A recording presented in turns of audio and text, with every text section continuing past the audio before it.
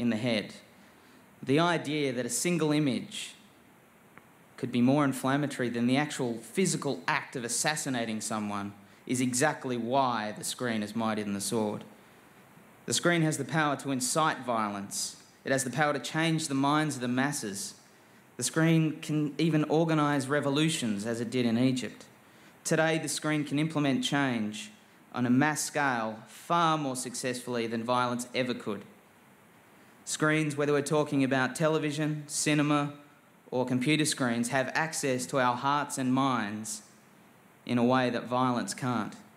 The screen is so seductive.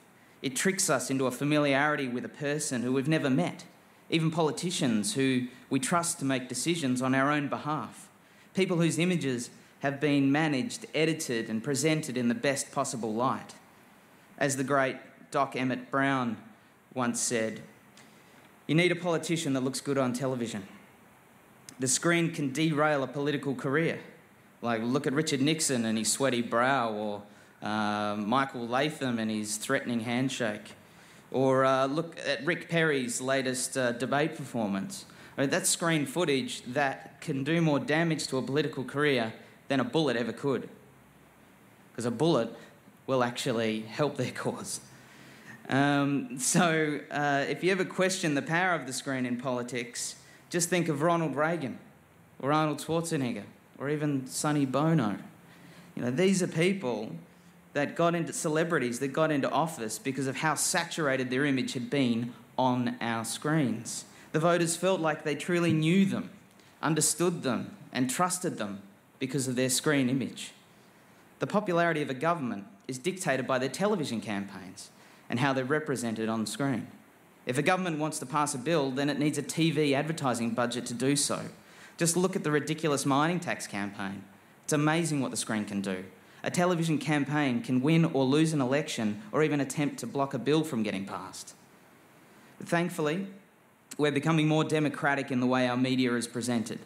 We can shoot a video on our mobile phone and upload a movie to YouTube in a matter of minutes. And that's really exciting. We are seeing uncensored and unbiased content more and more through the internet. We know it isn't contrived. The images we're seeing are exactly as it happened, as seen by a regular person like you and me who happen to have their mobile phones pointed in the right direction at the right time. And I'm sure we'll never forget these images because they have such impact, because they're coming from an independent source. They're not manipulated. So we'll never forget those images that are coming in from Syria or of Gaddafi being dragged off a truck, because they're real.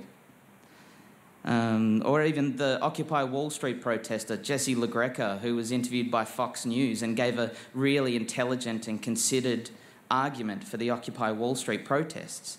But of course, Fox News didn't air it because they wanted everyone there to sound stupid.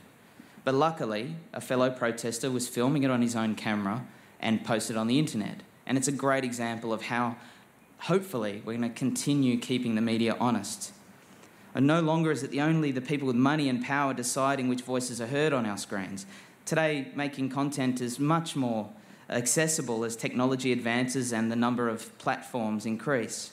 Filmmakers' voices can be heard so much more cheaply these days. My film being Van Diemen's Land, a perfect example. Like what Simon was talking about earlier. For $260,000, I made a feature film that went internationally and was seen in cinemas here in Australia. So there's no reason why someone couldn't be putting more cultural concerns onto our screens at a similar budget.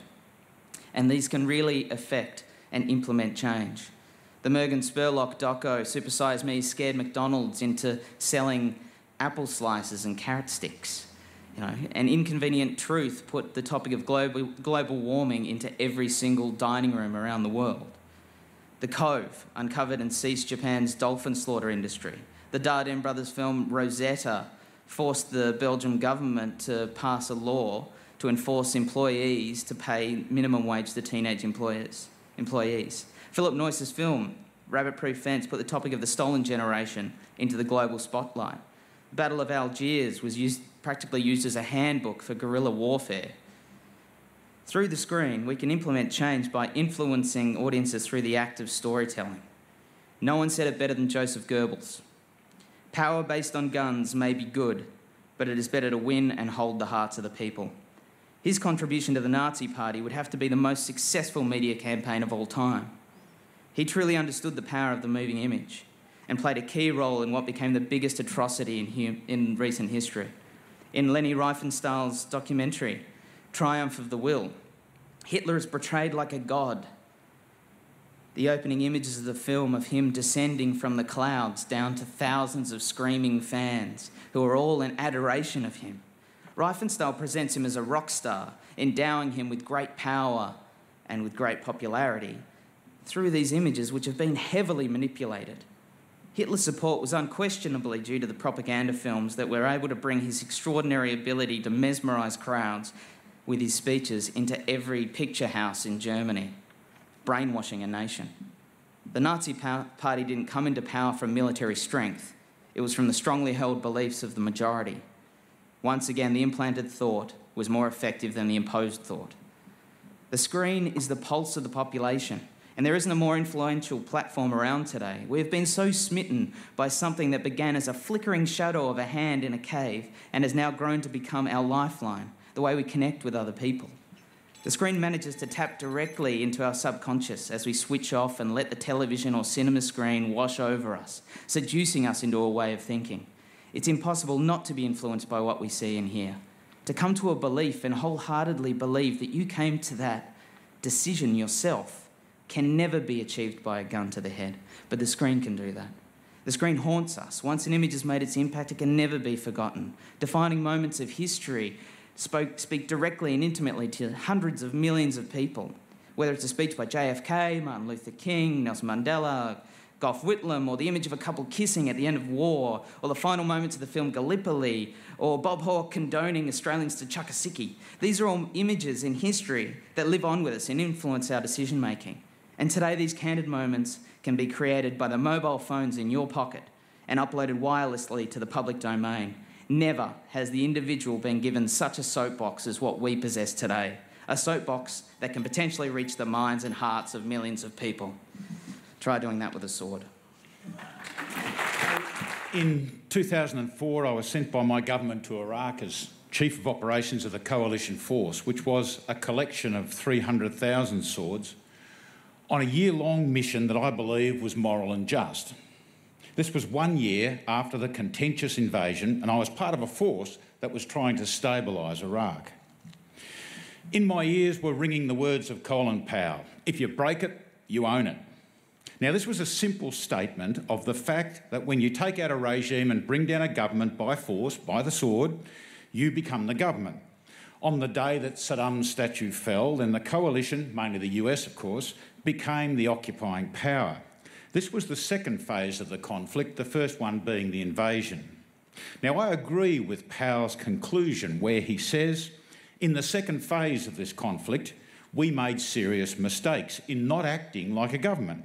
1, maintaining order. 2, keeping people from destroying their own property. 3, not having in place security forces, either ours or theirs, or a combination of the two to keep order. And in the absence of order, chaos ensued. Now, regardless of what you think of the invasion and who is to blame, the US and its coalition partners had responsibilities in Iraq as an occupying power. Strangely enough, ladies and gentlemen, Colin Powell did not advocate that we immediately dash out and make a movie to be shown on screens across Iraq and the world to address the chaos that he speaks of. We did not discharge our duty to stabilise only by sending emails to all Al-Qaeda or insurgent screens across Iraq. We did not rely only on interviews with news outlets. We certainly did not rely solely on a television screen, and it was a tad too early for twittering. We were desperate, and these were desperate times. If the screen was mightier than the sword, it would have been the primary tool. What we did, because we faced evil people who used force for intimidation and suppression, was that we had to rely mainly on coercion, on force, on the sword, because that was what we faced, and that is what we had to overcome. In my practical experience, ladies and gentlemen, no screen is mightier than any sword, but as one means of addressing the hearts and minds of the people, the screen is a very valuable adjunct. Now, part of my responsibility as Chief of Operations in Iraq was that I managed what we call information operations. That is, the dissemination of our view of the truth to counter others' views of the truth. The battle for ideas is a critical part of what we all do in wars. Our policy in doing this was that we never, ever lied. There were high moral reasons, of course, not to lie, but there's some also very practical reasons not to lie. You rarely, if ever, get away with lying. We made mistakes and sometimes we were wrong in fact, but we never lied. The importance of winning the information war is critical, but that doesn't make it mightier than the sword or other aspects of a military campaign based on force, which is the essence of the sword.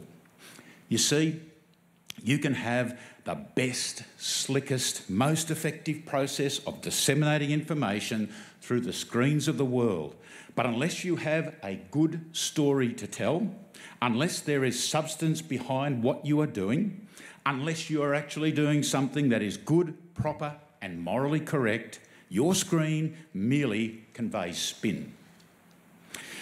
There are many things that might be mightier than the sword, but screens are not one of them.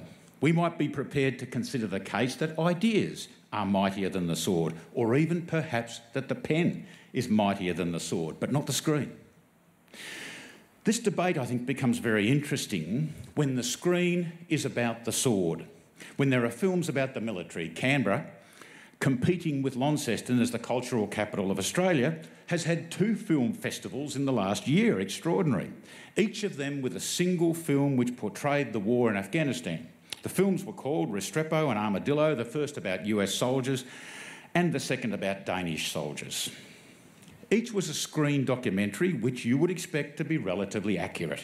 Each touted itself as powerful portrayals of the war on screens. Each went from the specific to the general. That is, they portrayed the difficulty in doing what one group of soldiers did, but not the net effect of what was being done by all the soldiers and all the agencies.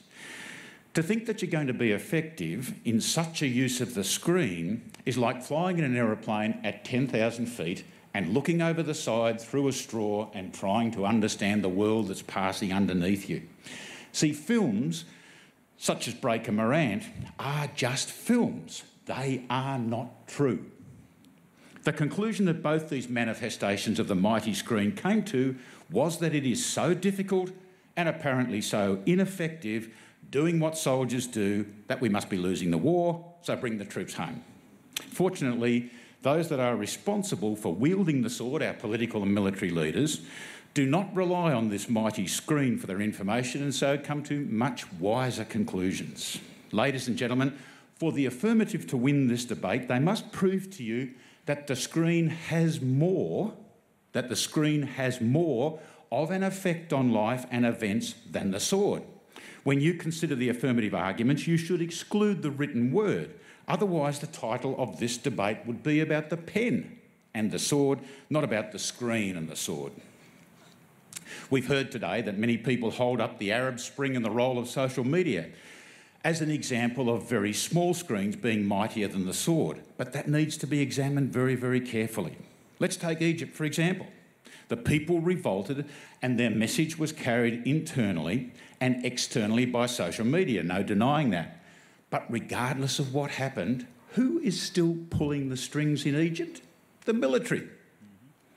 If you look at Syria, what is achieving pressure on the regime is not some brilliant tweet or even a million tweets, but the willingness of the people to use the people's sword, their willingness to protest and suffer.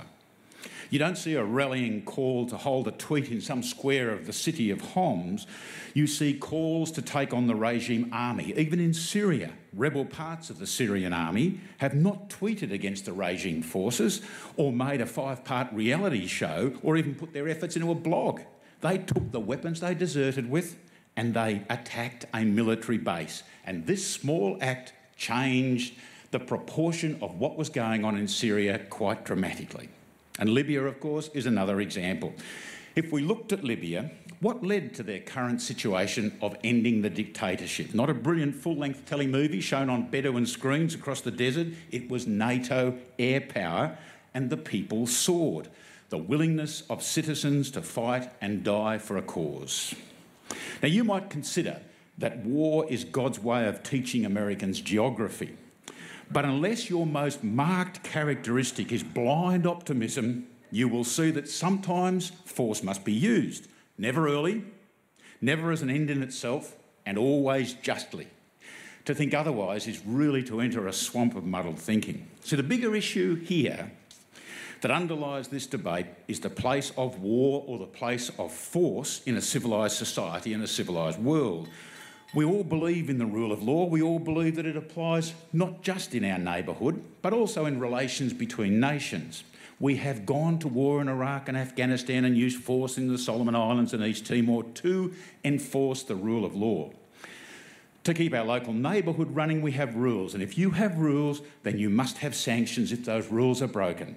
Human nature at the neighbourhood level or at the Al-Qaeda level always means that rules will be broken, and enforcement of rules is by authority, by the screen, not by the sword, not by a screen. We don't say, ladies and gentlemen, that if you break the law, you will be tweeted.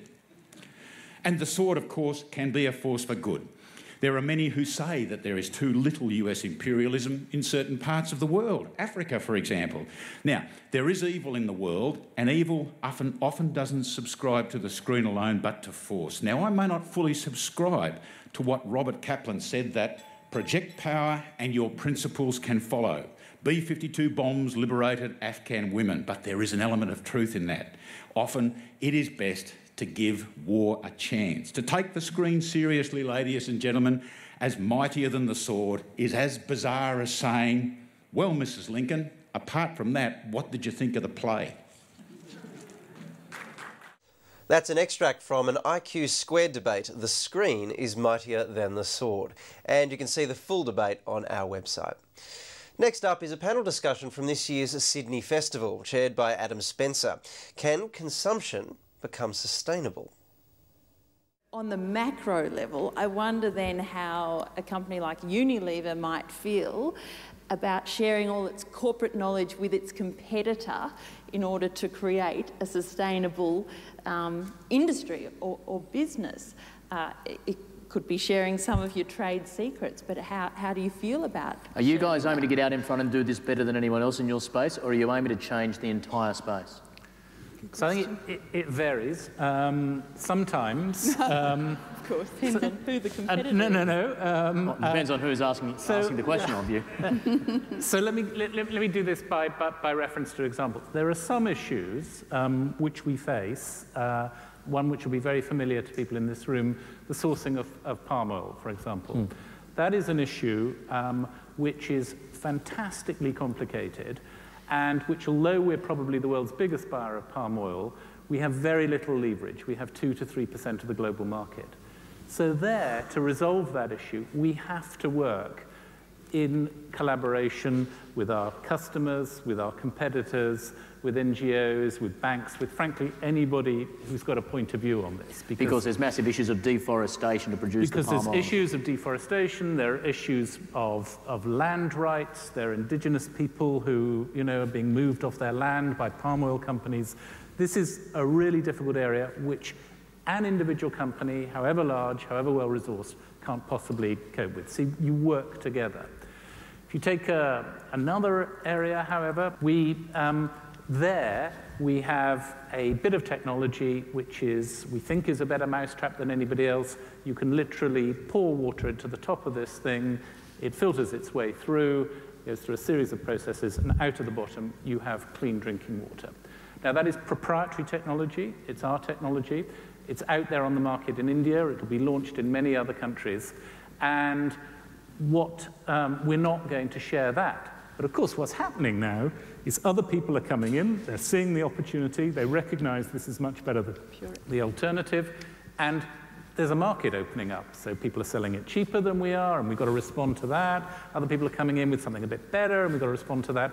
And markets work well like that with competition. And I think we'll, collectively deliver a good outcome. Okay, let me ask a couple of general questions. And there are, keep those coming in, please, on the Twitter and SMS. There's a couple of there I want to pick up as well. But, well, one, in fact, I'll go to one now for the panel.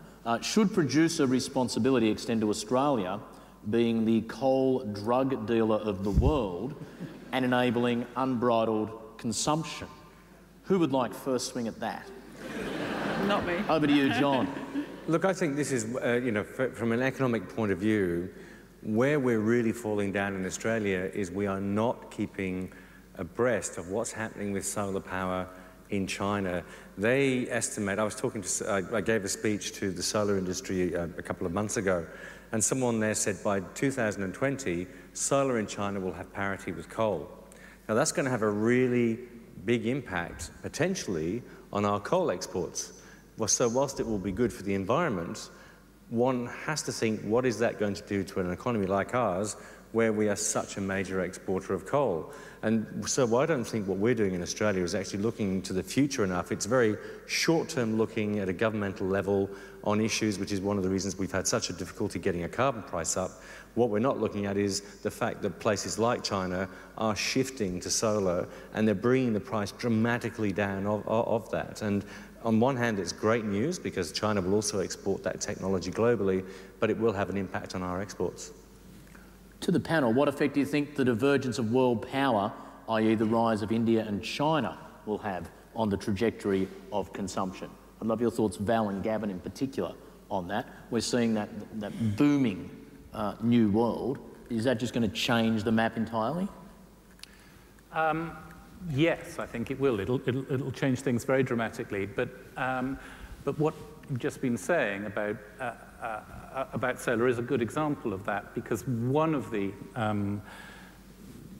positives of having an autocratic regime like the Chinese, once they make up their mind to do something, things tend to happen. There isn't you don't have pesky non-governmental organisations and consumer groups getting in the way. They just go for it. And I think we will find, I'd hope desperately that we find that the price of photovoltaics and solar systems will go down and down, and their efficiency will go up.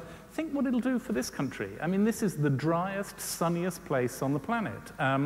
Of course, there'll be an awkward transition for your coal industry, but no one should be sad about that. I mean, and what you'd have to do is use the revenues from things like solar to help the displaced coal miners, and there'll be other economic activity for them. That's a necessary transformation that will have to take place.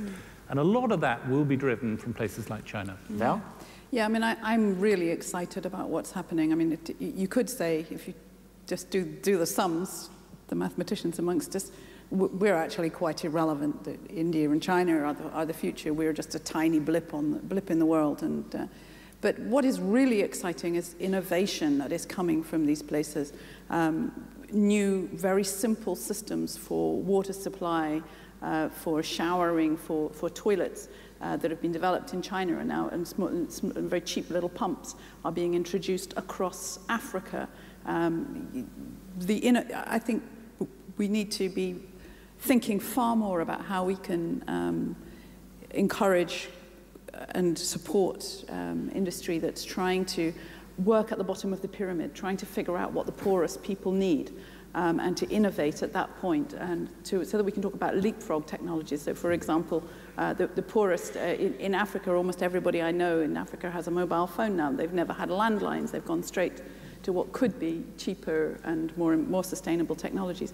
We need a huger effort, and I would push, again, Unilever to think more about what can be done for the very poorest people at the bottom of the market. If they don't do it now, the Chinese are going to do it, the Indians are going to do it, and we're... What percentage of your market, or the people who you talked about I think Sebastian said about 2 billion households a day use one of your products. What percentage of those are households that we would consider in the developing world or impoverished?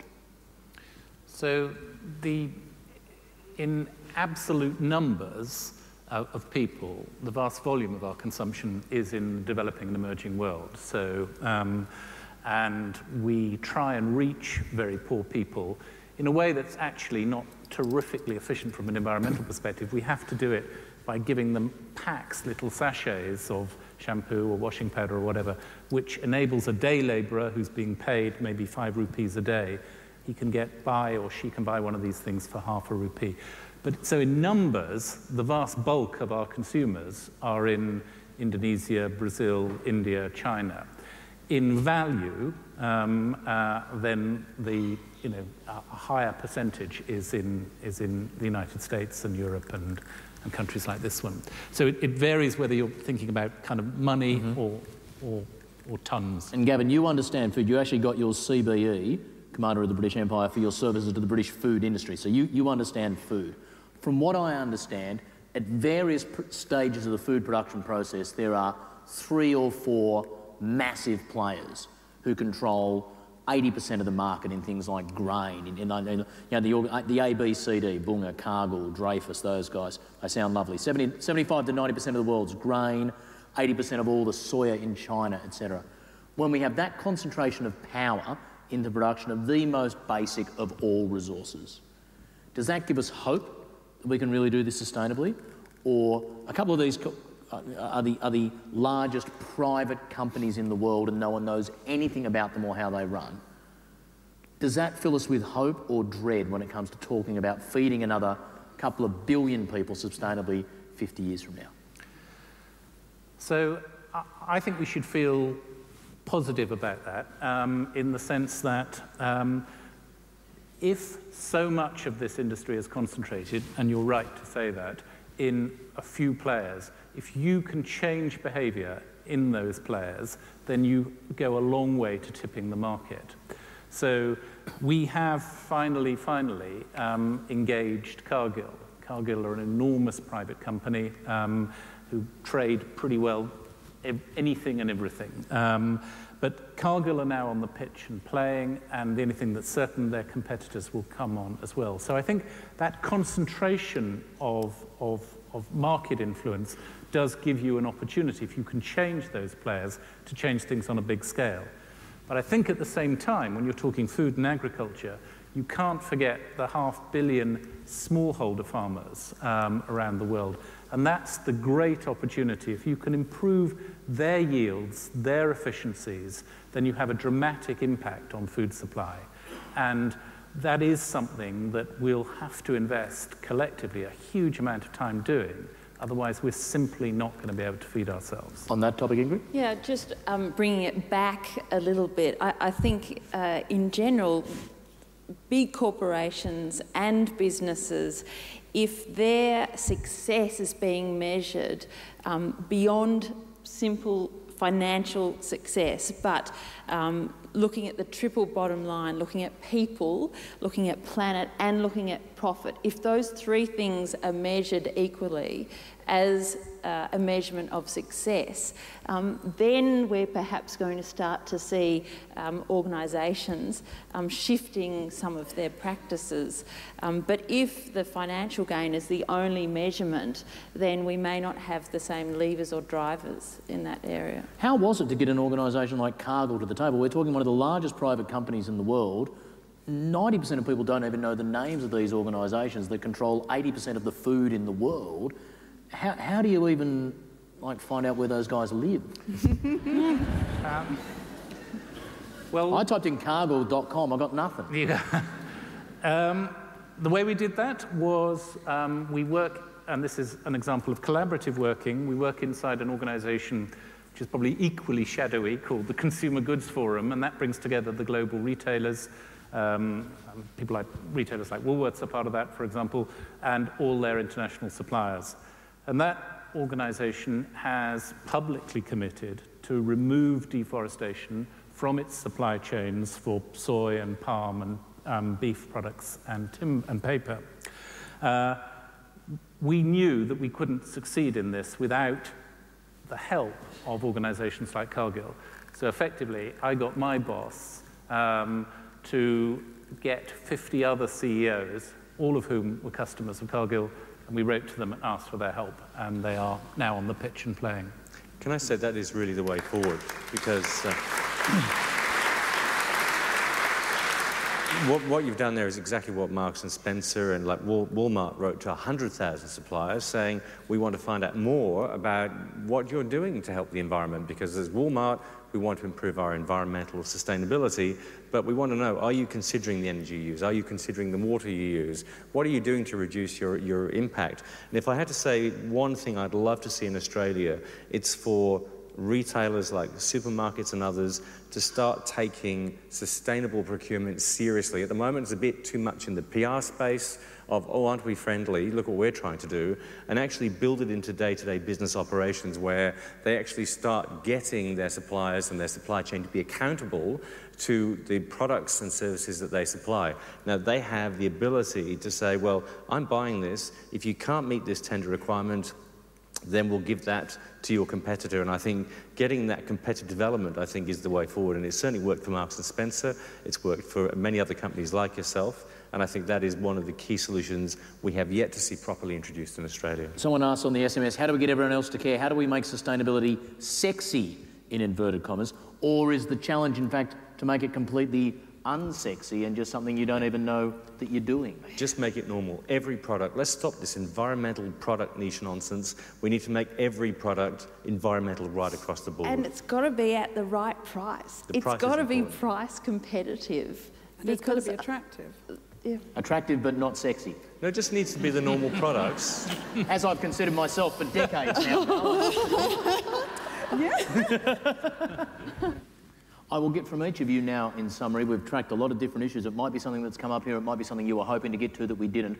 What's one really powerful point you'd like people to leave from here tonight with a thought on the topic of, can we make consumption sustainable? I'll start with you, Ingrid Just from Choice Magazine. I wonder whether Kleenex's green policy would ever include selling hankies as opposed to tissues, because there is 65% more raw material that goes into making a single tissue atom as opposed to a hanky. So let's hope in the future we're going to say a hanky as opposed to a tissue. Okay.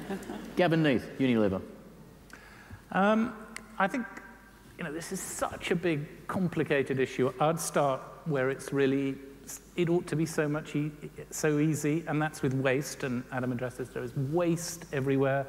There's waste in our food chains, there's waste in our buildings, there's waste in the way that we transmit energy down our grids. These are really easy things to solve with the right political will and the right sort of corporate will. So I would go for waste first, because we can make a huge amount of progress just by eliminating that. The low-hanging fruit, as they call it. Val? My call would be for much more innovation for people at the bottom of the pyramid, for poor people, finding products and services that meet their needs in a sustainable and economical manner. And one final point from you, John D. I think the key thing we've got to do is inspire people about the future. All we hear about the future is doom and gloom, because the threats, the potential damage that we could cause the Earth is huge. But I think we need to look at the solutions that we have, for example, like electric cars. Electric cars and trucks are going to transform our cities. They'll make them quieter, the pollution will be significantly reduced, and we need to provide a vision of the future that people go, I want that. The electric cars are faster, they're a lot cleaner, but we need political leadership. Where is the JFK who is going to do the equivalent of the call to go to the moon, but to issue a call to become truly sustainable? And that's what we're really missing. That was from this year's Sydney Festival. The panel was struggling with the agony of trying to change our patterns of consumption. It was moderated by mathematician Adam Spencer. And last in our shortcuts today, another IQ Squared debate. Democracy is failing the planet. There's some pretty robust, witty and barbed exchanges in this one between the teams. In this extract, Professor Clive Hamilton leads off for the affirmative. Since the founding of modern science, matters of fact have been established through the common assent of those qualified to judge, using the rules of science laid down in the 17th century by the Royal Society. The break from the past lay in the fact that the potency of knowledge came from nature, not from privileged persons, such as the Church. This is the foundation of the Enlightenment, the age of reason. However, the practices of democracy at times do not sit comfortably with the best advice of those most qualified and knowledgeable. Over the last decade or so, politically driven climate deniers have adroitly used the instruments of democratic practice to erode the authority of professional expertise. They have attempted, with considerable success, to undermine the authority of climate science by skillful exploitation of a free media, appeal to freedom of information laws, the mobilisation of a group of vociferous citizens, and the promotion of their own to public office. In this way, democracy has defeated science. And not just in the United States, of course. In Australia, those who reject the established rules of science now occupy positions of great influence.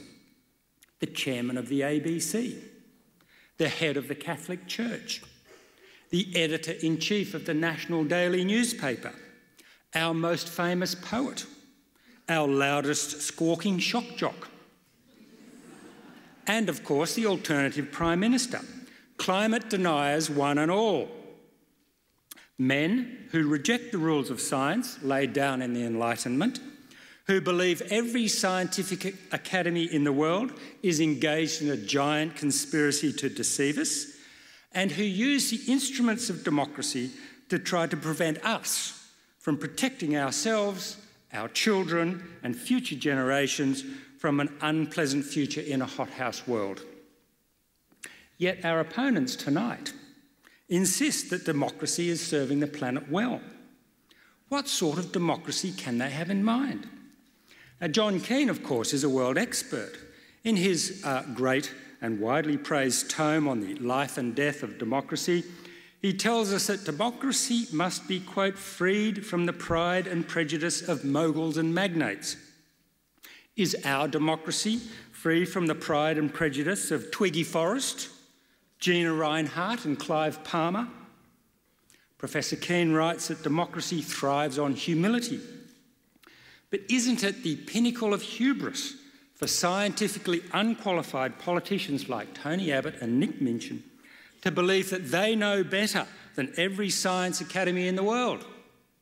If democracy is a code word for humility, then we must live in a dictatorship, and it's this dictatorship of ignorance that's failing the planet.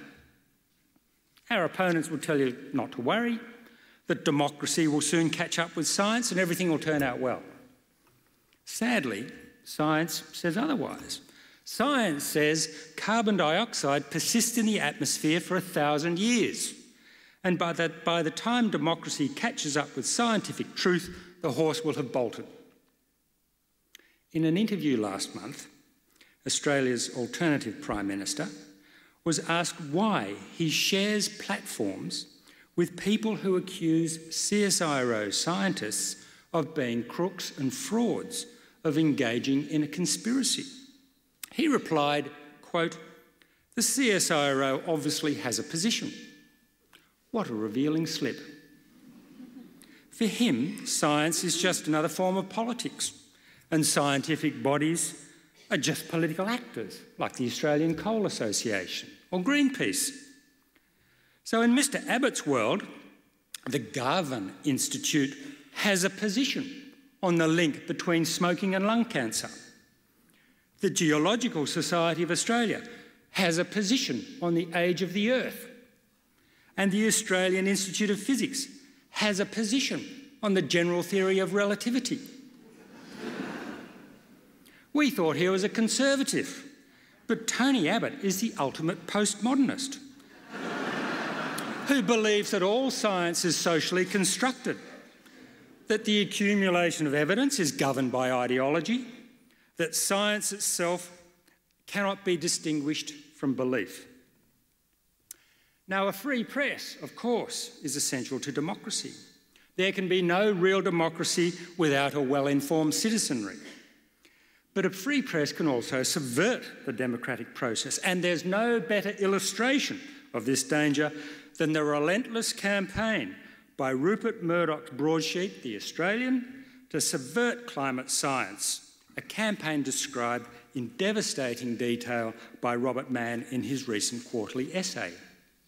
Here is a newspaper that loves to ridicule our most distinguished scientists at every opportunity and devotes acres of space to the ravings of climate deniers like the loopy Lord Monckton. Murdoch's News Limited accounts for 70% of newspaper circulation in Australia. The papers are dominated by climate-denying zealots like Andrew Bolt, Janet Albrechtsen, Christopher Pearson and Piers Ackerman. They're all there, ideological warriors bent on defeating environmentalism.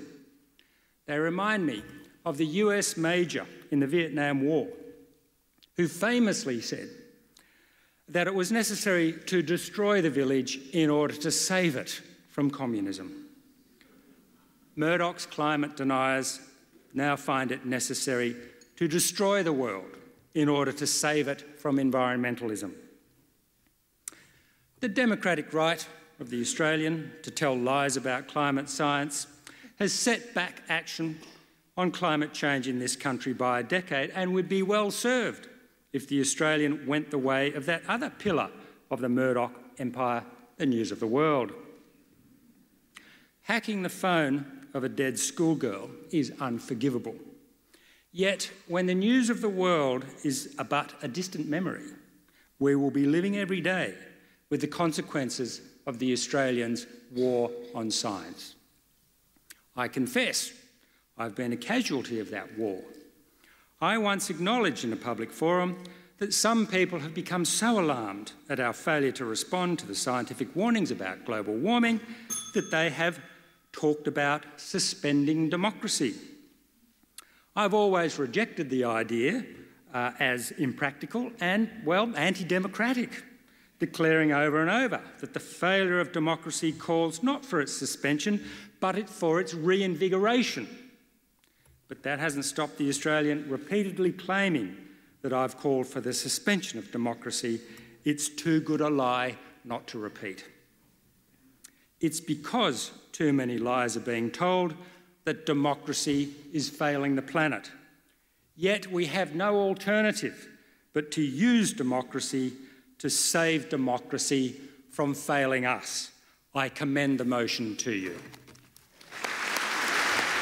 I begin with the obvious, for it's easy to spot two immediate difficulties for our opponents. First, our democracy-shy opponents are caught in a double bind, what the philosophers call a performative contradiction, which is to say, they say that democracy is failing the planet, and by implication they make the case against democracy, using various words, by utilising the very freedoms, the public spaces, even the public service media they otherwise rail against. They embrace what they want to reject. It's an old pattern, I warn you, in the history of democracy and among its opponents. Singular minds with two faces. Second, the case of our distinguished antagonists is contradicted, I put to you, by the fact that in our Asia and Pacific region, broadly defined to include the space stretching from the Gulf states, Iran, Pakistan in the west, through the Central Asian republics to China and Japan and around through Indonesia and Australia, New Zealand and Pacific states such as Fiji, we not only find the bulk of the world's population and the new centre of gravity of the world, we also find in these heartlands much interest in democracy.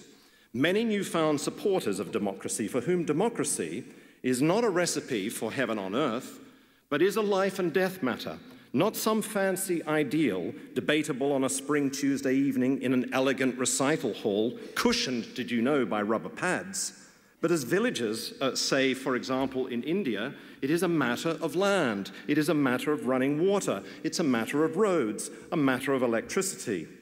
For some, in Taiwan, it was a matter of refusing violence. For others, for example, in the Tibetan government in exile, it is a means of honouring the sacred, a way of solving a succession problem. That trend needs to be understood and explained. Our opponents haven't. And they've ignored another trend in this region, a counter-trend, I'd say, a motley bunch of new despotisms which are proving to be powerful actors in the region. The new despotisms include states such as Iran, Saudi Arabia, Russia, The Emirates, Kazakhstan, Kyrgyzstan, Burma, and China. What do these regimes have in common? More than a few petro-dictatorships, certainly. All of them are ruled by governments of the rich, wealthy, and powerful, by oligarchs, paradoxically, who speak affectionately and frequently of democracy and the people.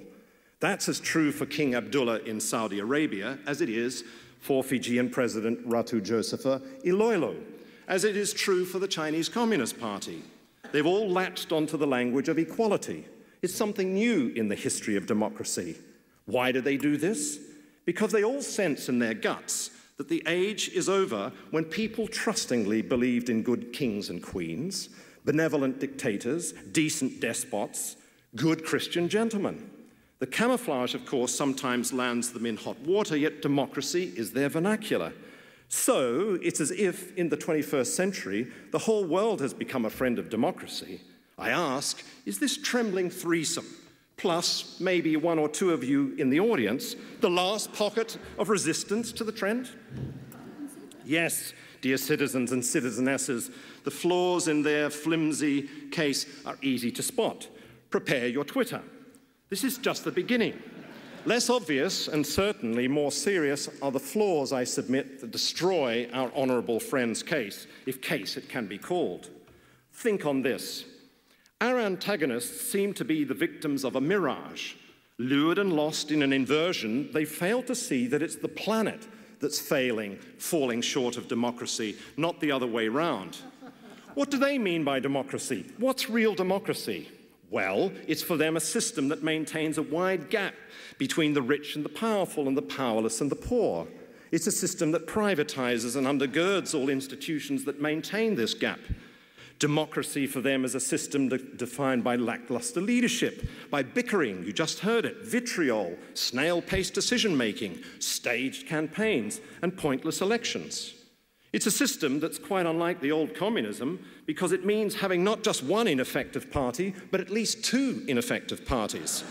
A system that specializes in stirring up citizen disaffection caused by their own sense of powerlessness in the face of power that rules and ruins their lives and the biomes in which we live.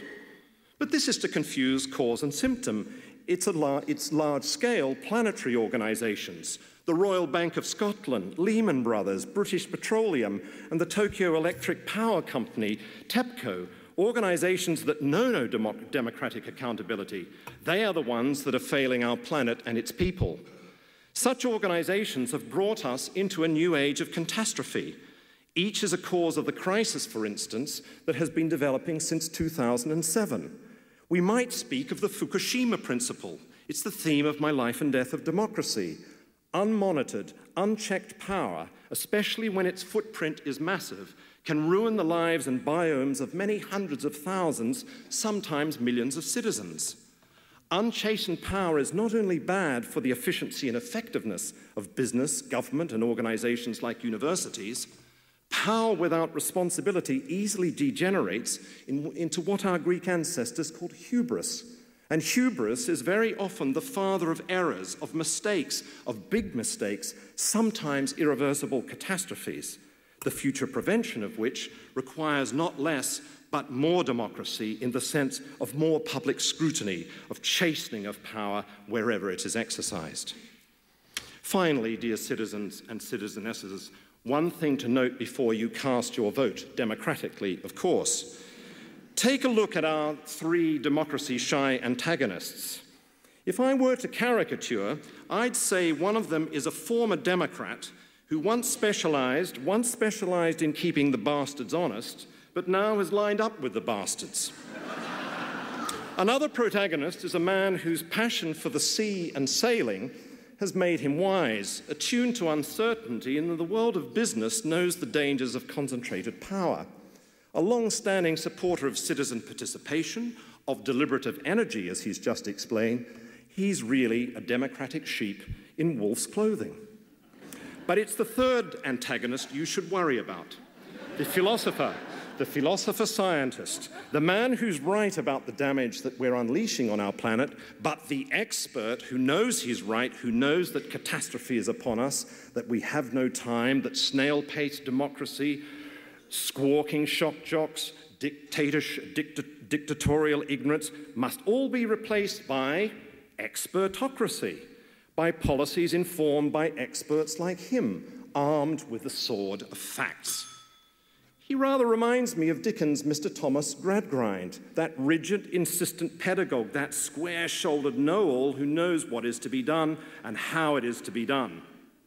Suppose you were going to carpet a room, one of his pupils, Sissy Jupe, is asked by a visiting gentleman official and friend of Mr. Gradgrind, would you use a carpet having a representation of flowers upon it? Sissy Jupe: if you please, sir, I am very fond of flowers. With Gradgrind breathing heavily, the official replies, and is that why you would put tables and chairs upon them and have people walking over them with heavy boots? Sissy Jupe: it wouldn't hurt them, sir. They wouldn't crush and wither, if you please, sir. They would be the pictures of what was very pretty and pleasant, and I would fancy— Stop!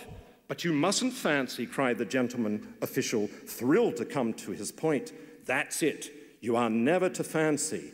You are not, Cecilia Jupe, Thomas Gradgrind repeated, to do anything of that kind. Fact, fact, fact, said the gentleman. Fact, fact, fact, repeated Mr. Gradgrind. Dear citizens and citizenesses, would you ever cast your vote for that kind of expert? Armed with the facts, certain of what has to be done, even if others are less convinced of his vision of expertocracy? Thank you. That's an extract from the IQ Squared debate, Democracy is Failing the Planet. You'll find the full debate on our website and on News 24. I'm Waleed Ali. I'll see you again.